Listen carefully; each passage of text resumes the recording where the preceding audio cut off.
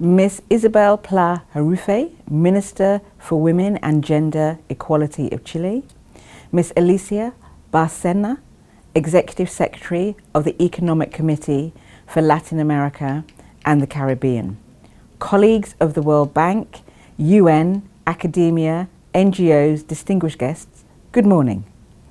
As a strong supporter of gender equality and women's economic empowerment, it is my pleasure to address you this morning for the launch of Women, Business and the Law 2018 report in Santiago, Chile. At the World Bank Group, we believe gender equality is a cross-cutting development solution for ending extreme poverty and promoting shared prosperity. Inequality is a root cause of poverty. It impedes development, hinders prosperity, and undermines national competitiveness. Gender equality and empowering women and girls is critical for development. If over half the world's population cannot achieve their full capacity, we all stand to lose. It also means promoting policies that are inclusive to women, in which turn contribute to the reduction of poverty, marginalisation and exploitation.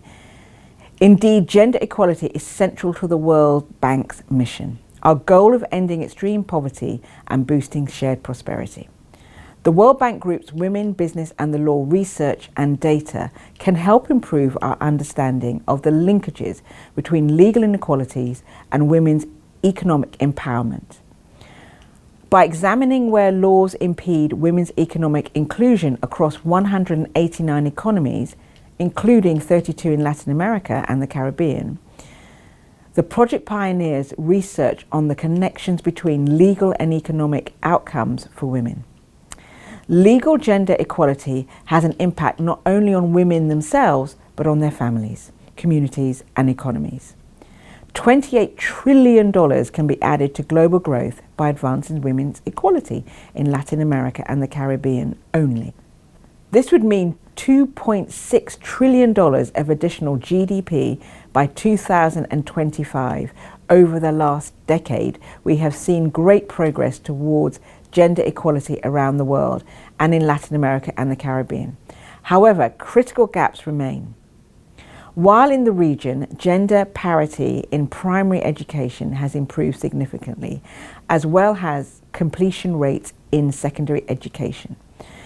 The resistance of gender imbalances in the workplace, limitations to women's voice and agency, and health issues, including violence and early pregnancy, continue to limit their opportunities.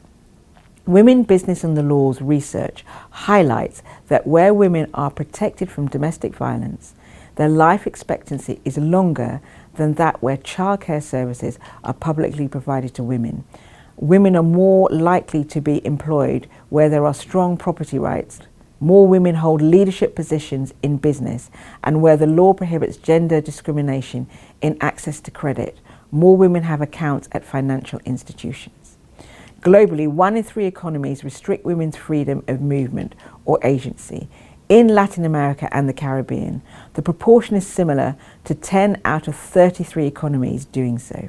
More women today participate in the workforce than ever before, but they generally earn less than men and carry a disproportionate burden of unpaid care work, which deprives them of pursuing better jobs and income, gaining new skills and participating in public life. In 104 economies, women are barred from choosing the job they prefer. This number includes 18 economies in Latin America and the Caribbean region, affecting a total of 2.7 billion women globally. There are legal inequalities in the workplace. Women are less likely to work, and there is a higher gender wage gap in the Latin America and Caribbean region. It is estimated at 29.8%. With current rate of progress, the regional gap will only be closed in 79 years. A first step towards bridging this gap is to ensure that the law mandates equal remuneration for work of equal value. However, globally, only 76 out of 189 economies have such laws, and in Latin America and the Caribbean, only 8 economies do so. And while more laws exist today to protect women from violence, gender-based violence continues to occur in all parts of the world. Around 1 in 3 women have experienced physical or sexual violence in their lifetime. According to the 2018 Women, Business and the Law report, all economies in Latin America and the Caribbean, with the exception of Haiti, have specific laws protecting women from domestic violence. However, the high rates of violence against women remain a challenge in the region. Bridging the gap is fundamental for women's autonomy and to guarantee their full economic empowerment. There is good news. Over the past 2 years, economies in Latin America and the Caribbean have carried out 10 legal reforms to increase women's economic inclusion. In fact, analysis done by Women, Business and the Law team, looking at aspects of property rights and personal capacity of women from 1962 to 2010, shows that the LAC region was able to reduce more than half the constraints in these areas. I could share more on gender equality and the importance of equal and legal playing field, but most of you here today already know that. Empowering women is smart economics.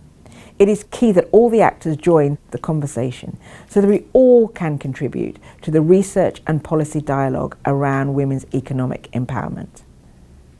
By using its convening power, the World Bank Group can create and deepen connections between governments, international organisations, academia, CSOs working on the ground on women's empowerment, and enable the sharing experiences and data that can be used as a tool to influence policy change. I'm therefore heartened and excited to see so many different stakeholders convening here today on this topic. This is a topic that is so close to my heart. I hope this launch event will be a fruitful opportunity to examine the legal framework affecting women's empowerment, to renew and revigorate our common goal of achieving gender equality, as well as what can be done to get an equal and more inclusive, resilient world. Thank you all for coming.